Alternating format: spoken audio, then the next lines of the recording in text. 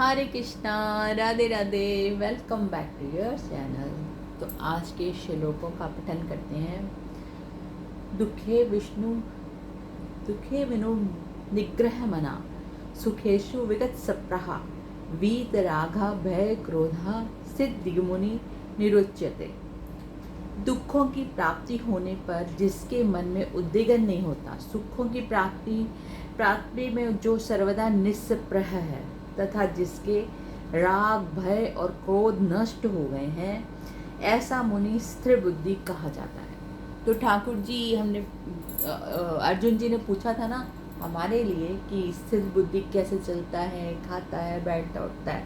तो ठाकुर जी अब उनको स्थिर बुद्धि के बारे में बता रहे हैं, यानी हमको बता रहे हैं कि जो हमारे करोड़ों में से कोई एक ऐसा बंदा जो ठाकुर जी की प्राप्ति के लिए यत्न कर रहा है या यत्न कर चुका है, स्थिर बुद्धि हो गया है, ने स्थिरता प्राप्त कर लिया है, उसको दुखों के प्राप्त होने पर मन में कोई उद्वेग नहीं होता। उद्वेग मीन्स कभी कभी हम कह देते हैं ना कि आज मन बड़ा ख़राब हो रहा है, किसी ने गाली दे दी तो मन उद्वेग हो जाता है कि हम उसको जवाब नहीं दे पा रहे, उसने हमें गंदा गंदा बोल दिया, तो उसको मन की उद्विग्नता कहते हैं। सुखों की प्राप्ति होने से सर्वदा निरस्पृह में कोई किसी चीज़ से मतलब नहीं है। हाँ जी, आपके घर में कार आ गई है, ओके, नहीं है तो भी ओके। आज आपको बहुत अच्छा खाना मिल गया, ओके। आज आपको सूखी रोटी मिली है तो भी ओके। तो ऐसे सुखों की स्पृहा नहीं है। तब जिसके मन में राग भय और क्रोध नष्ट हो, सबसे इम्पॉर्टेंट चीज राग, मतलब कि जिसे हम प्यार करते हैं, जैसे अपने बच्चों से, भाई बहन, माता पिता से, वो नहीं है, उसको कुछ भी नहीं, सम है वो। सभी दुनिया जैसी है वैसे ही अपने फैमिली वाले हैं। भय, जैसे हमें मृत्यु से भय लगता है और बीमारी से हम भयभीत हो जाते हैं या किसी शत्रु से भयभीत होते हैं, उसको कोई भी चीज़ भयभीत नहीं करती। अजात शत्रु होता है वो, और बीमारी हो भी जाए तो उसको वो भी परेशान नहीं करते। जैसे हमारे प्रेमानंद जी महाराज, दोनों किडनियाँ खराब हैं लेकिन उनको इस बात का कोई भय नहीं है, ना उनको मृत्यु का डर है। वो कहते हैं कल की जगह आज भी आ जाए, आज भी राधा रानी का गुण खा रहे हैं और जब मर जाएंगे तब भी उनके धाम में जाके राधा रानी का गुण गाएंगे। ऐसे वीतराग पुरुष, ऐसे मुनि स्थिर बुद्धि कहते हैं। हाँ, तो ये हमारे पास एग्जाम्पल है अपने प्रेमानंद जी महाराज जी, जो लोग उनके बारे में जानते हैं, ऐसे मैंने स्थिर बुद्धि हैं, उनको किसी चीज़ से कोई स्पृहा नहीं है, स्थिर है, अपने जो जीवन में जैसे है उसी में संतुष्ट हो जाना, उसको कहते हैं स्थिर। या सर्वत्र निविसन्हे हस्त प्राप्य शुभाशुभम, ना विनदतिता न देतिष्ठि तस्य प्रज्ञा प्रतिष्ठता। जो पुरुष सर्वदा स्नेह रहित हुआ, उस शुभ या अशुभ वस्तु को प्राप्त होकर न प्रसन्न होता है और न द्वेष करता है, उसकी बुद्धि स्थिर है।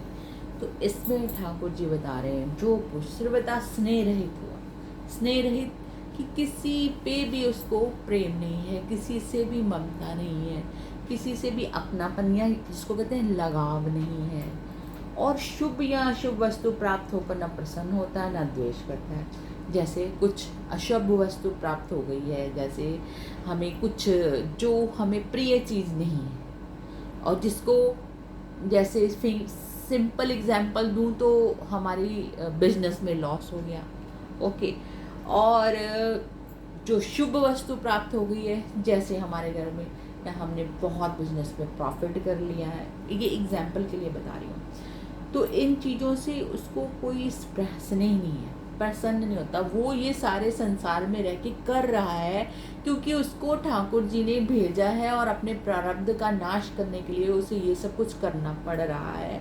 वो काल विक्षेप के लिए ये सब कुछ करता है कि उसे संन्यास नहीं ले रहा। वो जैसे हाँ, अर्जुन जी यहाँ से बाहर नहीं गए, युद्ध भी कर रहे हैं और पूरी अपनी फैमिली में भी है, लेकिन जब वो सोते हैं तो उनके रोम रोम से कृष्ण कृष्ण कृष्ण निकलता है, इसे स्थिर बुद्धि कहते हैं। और ना द्वेष करता है और उसकी बुद्धि स्थिर है।